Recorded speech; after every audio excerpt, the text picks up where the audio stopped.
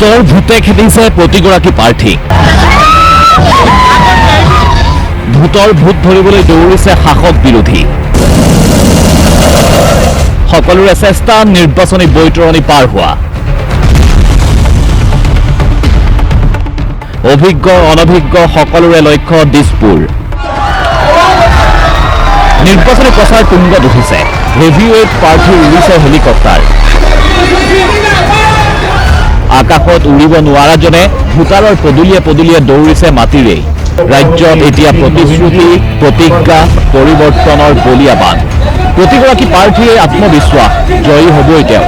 এয়া বিলাসীপাৰা সমষ্টিৰ এনডিএ প্ৰাৰ্থী জীৱেশ ৰায় বিজয়ী হ'ব বুলি 100% আত্মবিশ্বাসী অগপ প্ৰাৰ্থী জীৱেশ যোৱা 5 বছৰত বিৰোধী দলৰ বিধায়ক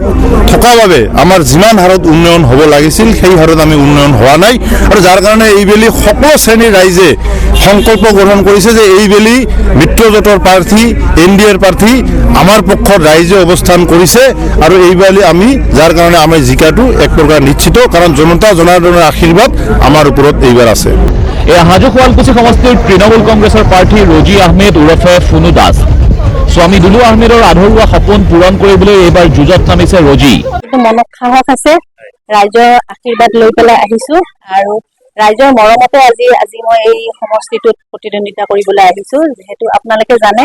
এইটো এতিয়া এছচি সমষ্টি হৈ পৰিছে আৰু যেহেতু মই এছটি সম্প্ৰদায়ৰ এগৰাকী মহিলা সেইবাবে মই প্ৰতিদ্বন্দ্বিতা কৰিব আহিলো পৰিকল্পনা বুলি একো বস্তুৱে নাই খালি মই সমষ্টিবাসী ৰাইজে মোক জানে দুলু আহমেদৰ পত্নী বুলি কেনে ৰজি আহমেদ বুলি আৰু বিশেষকৈ মই এগৰাকী হ'ল সমাজকৰ্মী হোজাইত শাসক পক্ষৰ প্ৰাৰ্থী যিমানেই শক্তিশালী নহওক কংগ্ৰেছ প্ৰাৰ্থী জিলি চৌধুৰীক হিলাব নোৱাৰে বুলি দাবী ইমান আমাৰ বিজেপিৰ প্ৰাৰ্থীজন ইমান ভয়বী দুজন প্ৰাৰ্থী আছে এজন কংগ্ৰেছ আৰু এজন বিজেপি তেওঁ কিমান ক্ৰিমিনেল কেছ মইতো দেখিছোঁ শংকৰনগৰ বৰ্ডত যে বহুত ক্ৰিমিনেল কেছ আছে 8টা মাৰ্ডাৰ কেছো তেওঁৰ নামত দিয়া আছে শিলাদিত্য দেৱৰ নামত আছে তাতে আপোনালোকে চাব যে তাতে ক্ৰিমিনেল কেছত তেওঁ পৰিছে কিন্তু মই কোনো কমপ্লেইন কৰা নাই কাৰণ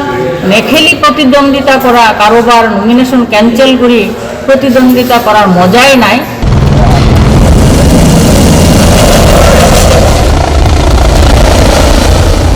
হেভিৱেট নেতাৰ দৰে হেলিকপ্টাৰ উৰুৱাই বিশাল জনসভা সম্বোধনৰ সামৰ্থ্য নাই প্ৰতিগৰাকী প্ৰাৰ্থী এওঁ মাজবাট বিধানসভা সমষ্টিৰ JMM পাৰ্টীৰ প্ৰাৰ্থী প্ৰীতি ৰেখা ত্ৰিপালৰ তলতে গাঁও সভাৰ দৰে নিৰ্বাচনী প্ৰচাৰ প্ৰীতি ৰেখাৰ হয় আমাৰ 47 নং বিধানসভা সমষ্টি মাজবাটৰ সকলো ৰাইজ এতিয়া সজাগিত হৈ আহিছে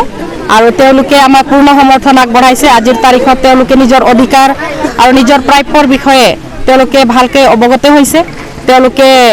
আজি আমাক সহযোগিতা কৰিছে মুঠৰ ওপৰত ৰাজ্যৰ 124টা সমষ্টিত এতিয়া ভোটৰ ভূতে খেদি ফুৰিছে প্ৰতিগৰাকী প্ৰাৰ্থীক